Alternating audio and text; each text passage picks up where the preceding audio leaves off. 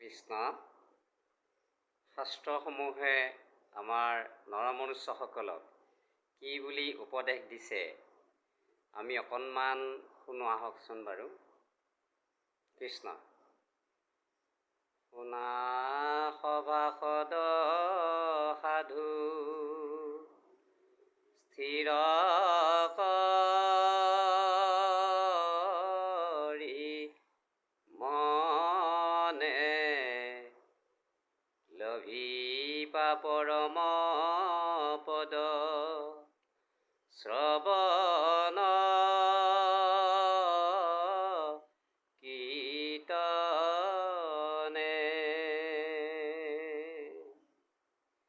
মনুষ্যৰ শ্ৰেষ্ঠ ধৰ্ম এহি মানে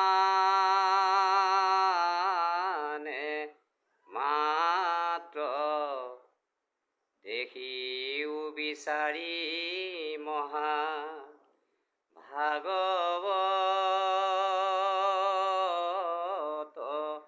শাস্ত্ৰ। কলিত নাহিকে গতি বিনে হৰি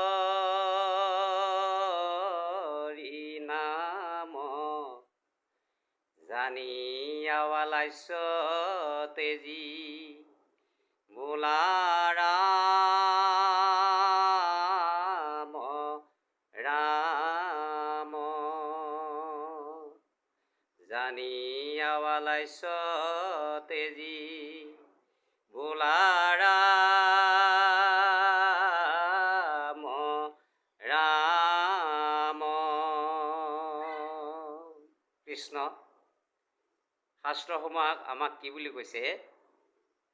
আলাস্য এই সাধুসকল এই কলিযুগত এক কৃষ্ণ নামেই গতি হ'ব।